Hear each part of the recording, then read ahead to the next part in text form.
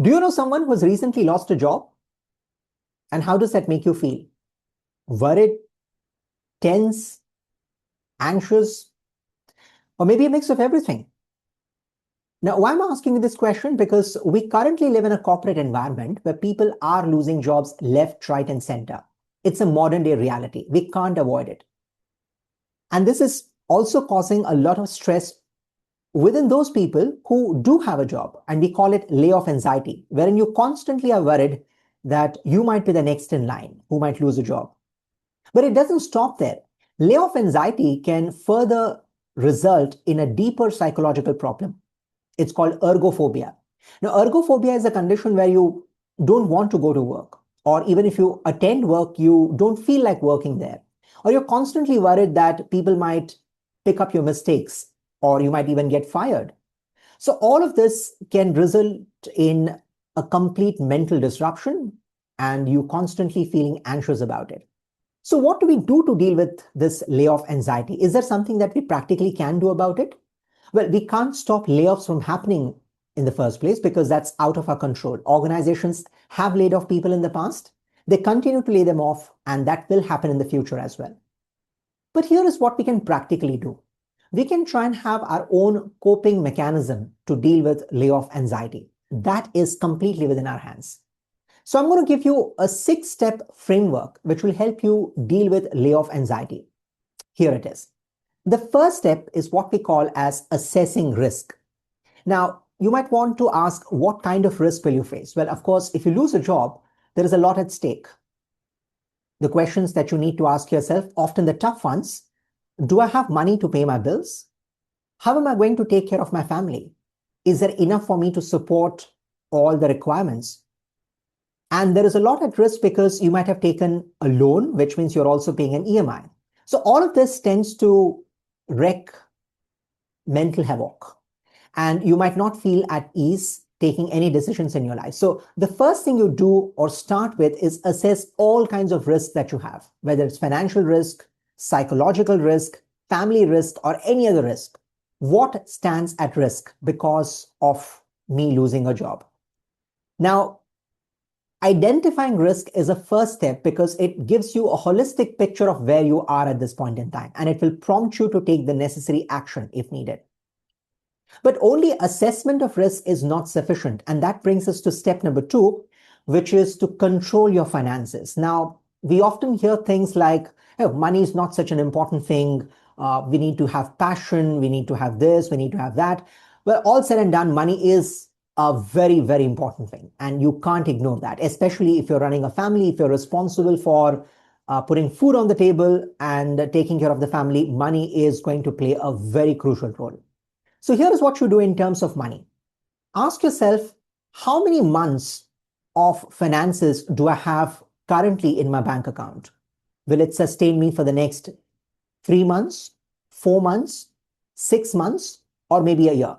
Well, the generic rule is higher the better, which means that if you can sustain for a longer time on your existing finances, that's always going to be better. But here's a caveat. I'm not talking about your investments. I'm not saying that once you don't have a job, you dip into your investments, because that might not be a wise thing to do. So when you're talking about planning or controlling your finances, you're talking about emergency fund. What will I do if I do not have the regular source of income? Where will the money come from? And I don't want to touch my investments because that's going to be serving me for the long term. So do I have an emergency fund which will take care of my necessities for the next 3 to 6 months at least? More than that is always merrier. Once you take into consideration the question about finances, you can then start working towards it one step at a time. So create an emergency fund if you don't have one. Now that means that you might have to pinch your pockets today so that you live comfortably even if you don't have a job for certain months. Trust me, that's going to put you under a lot of ease. Number 3 is talk to someone. So when you talk to someone, what generally happens is you're able to reduce the mental pressure that you're feeling. Now, talking to someone need not always be talking to a mentor. It could be a friend who's working with you. It could be a colleague. And if you have a good relationship with your manager, you could also talk to your manager about it. When you talk to people about the stress that you're feeling, about the anxiety that you're experiencing associated with your job, you get an audience. You get someone who's listening to you, someone who can empathize with you, and perhaps, if possible, also show you the way. But it did not always be about finding a solution. Many a times it's just about finding someone who can listen to you without interrupting you, who can empathize with you. And that plays a huge role in elevating your stress levels. Step number 4 is initiate a side hustle. Now, I know what you're thinking. Am I asking you to start something bigger and better along with your job? Not necessarily. So normally when we talk about side hustle, we talk about starting a small business, doing something which will help us gain that extra amount or extra money during our weekends or stuff like that. But that's not the only side hustle that's available. If possible, you could take up even simpler things. For example, you can try to be a content creator. You can try to become a visiting faculty to an institution of your choice. You can help someone who wants expertise and offer your expertise as a freelancer, especially during weekends. Now, what this will do is it will allow you an additional sum of money by working during weekends or even maybe late in the evenings after you return from your work. So a side hustle is an opportunity for you to create a source of income which may not be sufficient enough to take care of all your requirements, but at times it might be a good remedy to help you take care of your basic necessities. So even a small amount of money will give you a lot of confidence, saying that I am not only dependent on my salary. So a side hustle will give you the confidence and of course that extra cushion, which might be a game changer at times. So identify something that you love doing, enjoy doing, and you can start with that as a side hustle. And who knows, in times to come, if your side hustle really works wonders for you, you might want to completely shift to that side hustle and make that a full-time occupation for yourself. A lot of things have started as experiments, but later blossomed into full-time careers. So nothing wrong in trying that. Step number 5 is operate plan B. Now, what is operating plan B or backup plan? So normally in our careers, we have one course of action, that this is a job I'm doing right now. This is how I'll get promoted. And for me to get promoted, this is what I will do. But that may not be sufficient. You need to look beyond your existing job. So you got to ask yourself, even if my job is secured today, I don't know what is likely to happen the next week or the next month. So what will I do, or what can I do rather, to make myself feel more confident and more comfortable, even if I lose a job, let's say, without me having any idea about it. So that's where plan B, or option B as we call it, comes into picture. What could that be?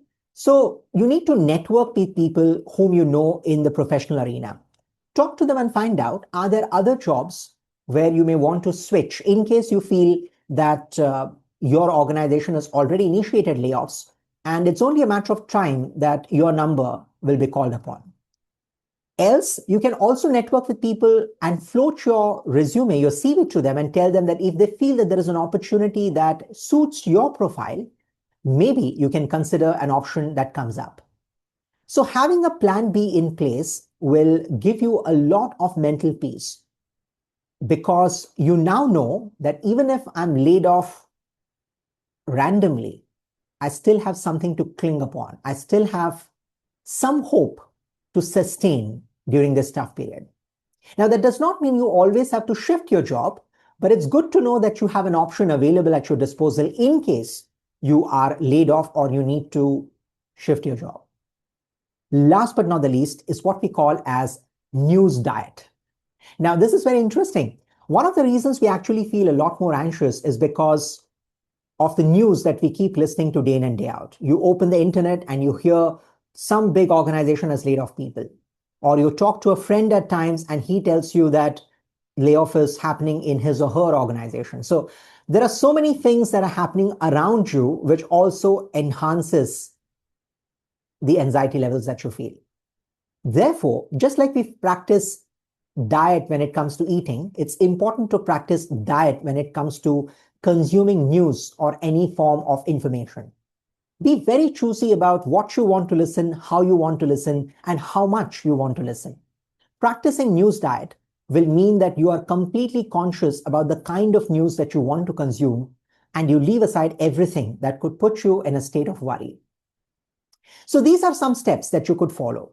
And this is the action framework that you could practice quite consistently without doing much differently than what you're doing right now. So here it is once again. A stands for assessing risks. Identify what risks are at your disposal and how do you deal with them.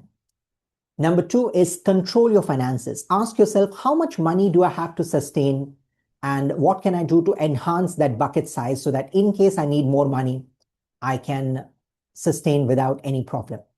Number 3 is talk to someone. It could be a friend, it could be a mentor, or sometimes even a family member. Initiate a side hustle. Ask yourself, what is it that I can do during weekends or maybe during evenings when I have some time? How do I create another stream of income which could be helpful during times of need? Step number 4 is operate plan B or option B. What else can be done if I lose a job at random without any sign of warning? Can I network with people? Can I float my CV? Can I create an opportunity for myself so that even if I lose a job immediately, I still have something to cling upon? And last but not the least is to ensure the news diet. Be very conscious about the information that you consume so that you don't unnecessarily stress yourself and burden yourself with negativity around you. These are some practical steps that you may want to follow. And I know that these are not sufficient by themselves. There are other things that you may want to practice. So do let me know what is it that you are practicing so that you're able to cope up with layoff anxiety. Perhaps it will be useful for others who are listening to us. So if you find this video useful, please do share it with someone who might need it. And at the same time, do subscribe to this if you find this channel useful. I look forward to your thoughts and your questions and look forward to having a productive conversation with you very, very soon. Thank you for listening.